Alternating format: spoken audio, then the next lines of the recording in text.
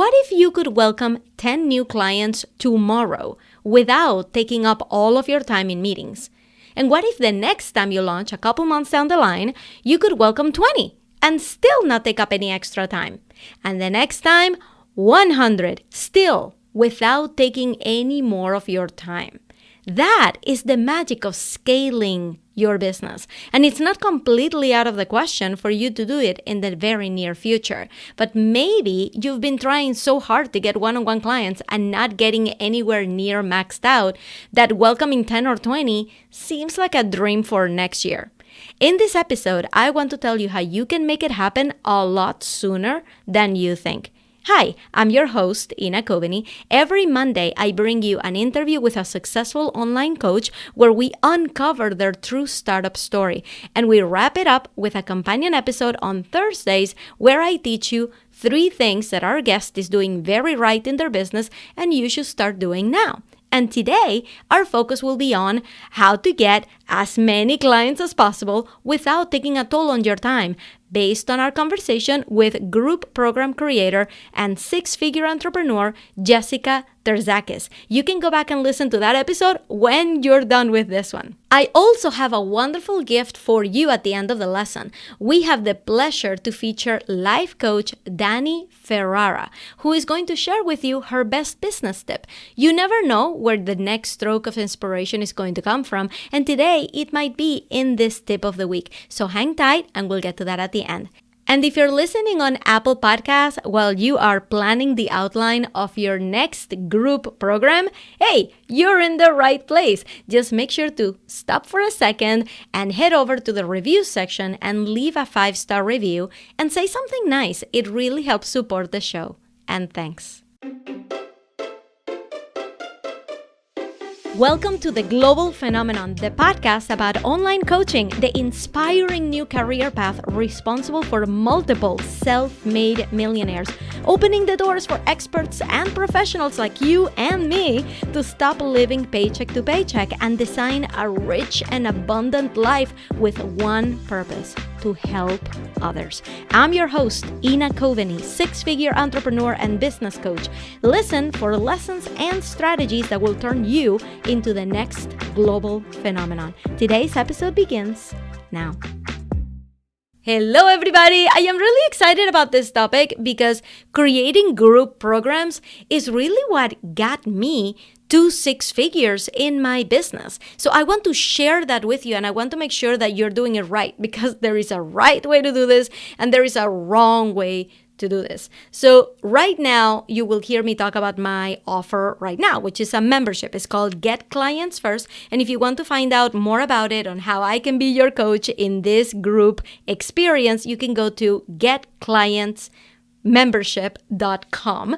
That's where you're going to find that information. But the program that I'm talking about right now, the one that got me to 6 figures, was completely different. This was a program that I ran all of last year, and it was called Be Found. It was a beautiful program that I completely believe in. It was amazing, where I would guide people through, like, new entrepreneurs, right? New coaches, through defining what their business was. And then at the end, we would create their professional website created by professional developers.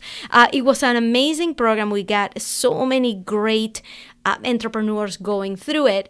But I realized that I really wanted to help people get clients first, because I really feel like that is the first step to you growing your business, right? It's not the website. It's nothing else other than just getting yourself clients. But that program is what really did it for me. It's a program I was able to sell for premium pricing. It's a program that I was able to scale to having multiple people there live with me at once.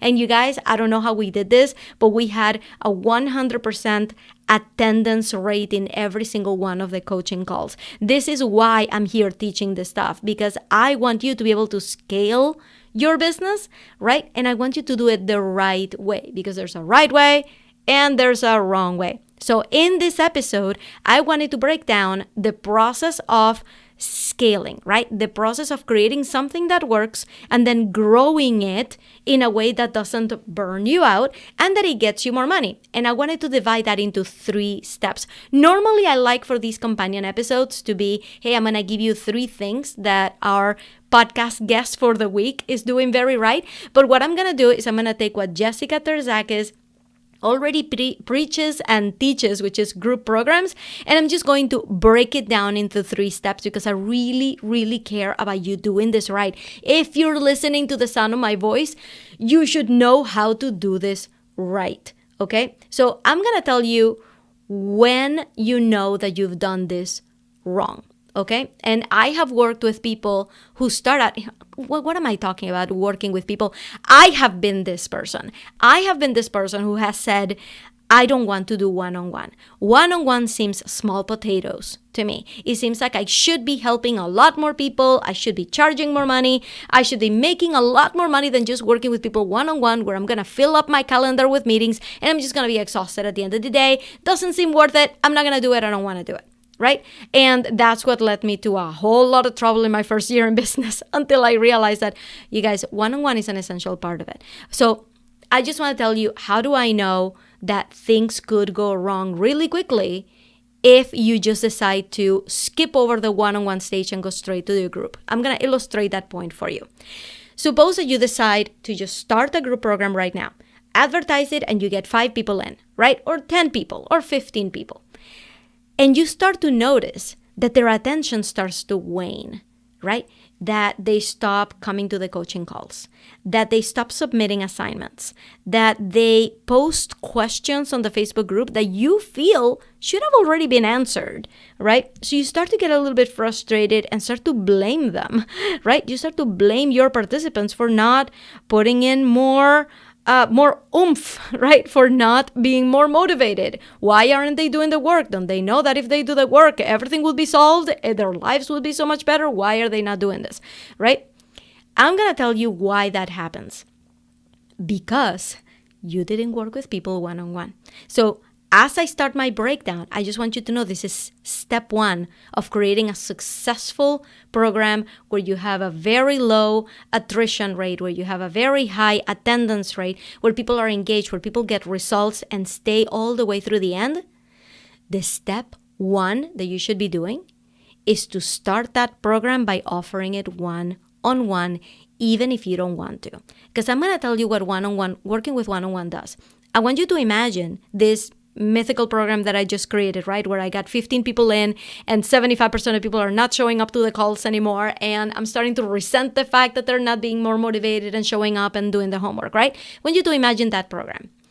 In a group setting, you actually don't have the allowance of time, of digging deep, of talking to every single one of the participants and asking them, how are they feeling? What do they think about the homework?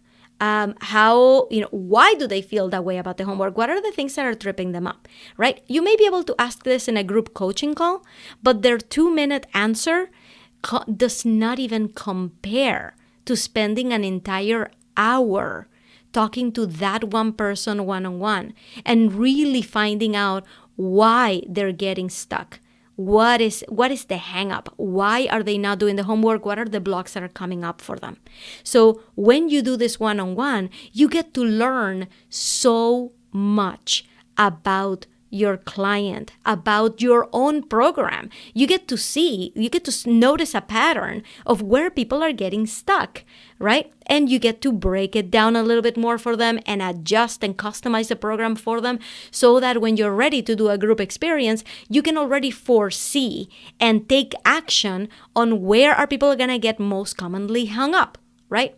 What are they going to complain about? What are the fears that are going to be coming up for them? You will have already had a blueprint of how people react, different personalities react to your program. So you can translate that into a group experience. So step 1 of creating a highly successful group program is going to be to start with one-on-one. For my BFound program, I did one-on-one for an entire year before I started doing it as a group experience. And even when I did it as a group experience, I had a very, very small group of people that I could keep an eye on, that I could keep talking to, that I could keep asking them questions. And then I kept growing it from there. So that is step one, guys. Do not skip the one-on-one step. Give yourself at least 6 months of just collecting that data, of gathering as many people as you can to do one-on-one with.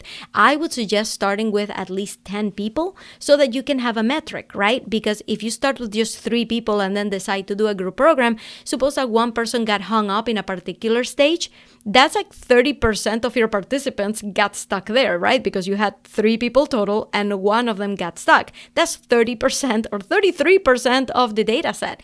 But when you work with 10 people and one person got caught up in just one little section, then you know that that's only 10% of the population that are going to suffer with that, right? And that's a much more important data point. So I always recommend work with 10 people and then start to scale it, all right? Step 2, right? You're working with these one-on-ones. Step 2 is going to be to start recording videos and giving them to your one-on-ones. So this is what was happening to me when I was doing one-on-ones. At one point, I had like 7 clients at a time. And Thursdays were my meeting days, which means that I was in meetings from like 7 in the morning until 10 o'clock at night. Those were my meeting days so that the rest of the week could look a little bit clearer. I have small children, so I had to be a lot more present at home. So I would just say, okay, Thursday is my busy day and that's it. So I would have meetings back to back to back to back on Thursdays. And I found myself repeating myself a lot. I was spending a lot of the time in the call teaching them something. And I'm like, well, it would have been a lot more efficient if I could just record myself teaching that thing, send them the video, and then when we meet, we could just talk about what they saw in the video and talk about the teaching and talk about what they're going to do next. So your second step after you start these one-on-ones is to start noticing where the teaching opportunities are and record yourself on video so that for the next client, you can start to be a little bit more flexible. And these videos are the ones that become the foundation for a group program. All right. So now you're starting to scale. Now you're starting to realize that you would save a lot of time just by doing this one activity. This is where the scalability starts to come in. So you're still doing one-on-ones, but now you're sending videos to your one-on-one clients so that you can spend time actually doing the work with your clients in the coaching calls. Which takes us to step 3.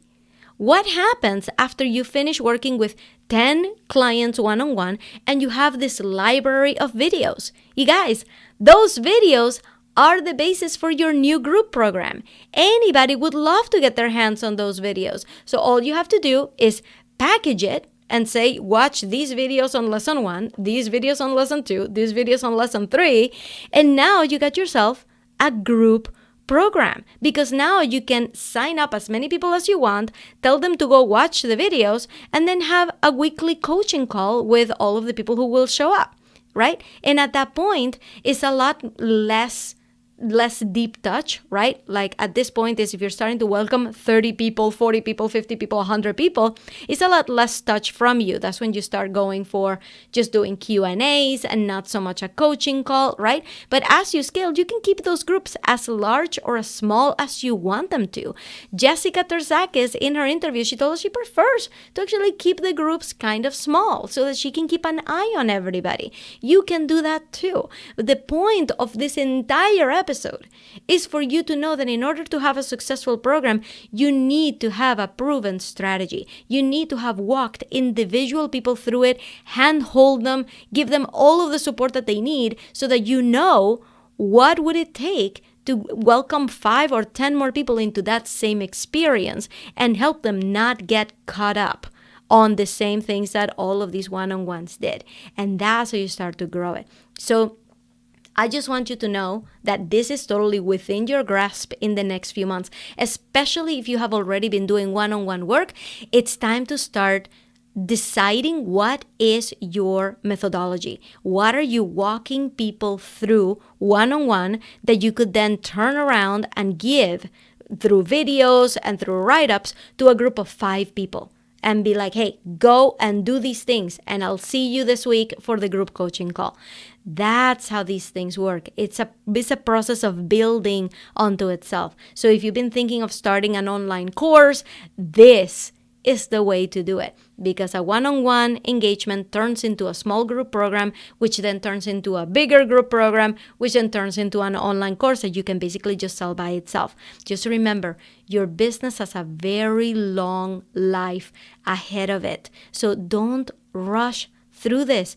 Get it right. Get people saying, wow, so-and-so, your name there, right? Ina was amazing because she knew exactly where I was going to get hung up, right? She gave me all the support that I needed. I know this was a group program, but I really felt supported, right? That's what you want people to be saying about you so that they can recommend you to others and really start that referral engine going, which you will rely on as people say more and more things about you and as people go through your programs. So I really, really hope that this was helpful. And if you're thinking of starting a group program, definitely come and let me know. And if you have any questions, you guys know where to find me. I'm on Instagram at Your Engagement Coach, and I really hope to see you there. So how did that feel? Are you ready to go through these steps so that you can start your next group program really, really soon? I can't wait to hear about it, my friend. Now, don't forget to subscribe to this podcast, because on Monday, we're going to be talking to Janice Torres Rodriguez. That's right, the Latina money expert, the host of the Yo Quiero Dinero podcast. She achieved financial freedom at the age of 36. She officially doesn't have to work for money anymore. And she tells us how she did it, of all things, with a blog. So subscribe so you don't miss that incredible interview. And finally, here is our tip of the week. Today's tip of the week is brought to you by Dani Ferrara, life coach and transformational specialist. Her tip will help you lower the stress of public speaking by reframing how you approach it. Here it is. When delivering a speech, you don't want to impress your audience. Just don't care. If you want to be yourself and at the same time improve your performance, everything boils down to 2 ideas. 1, being laser focused on your why. Why my message is gonna improve people's lives. The idea is not show how amazing you are. You don't want to impress them. You want to connect with them. And the second idea is about leading your mind towards a joyful state. In my case, I love dancing before speaking or listening to my favorite song. So, what makes you feel cheerful? Harness those dancing butterflies to dance with yourself. Bring that energy to boost your presence. When you put your mind in a good place and focus on delivering your message, you just don't care about the rest.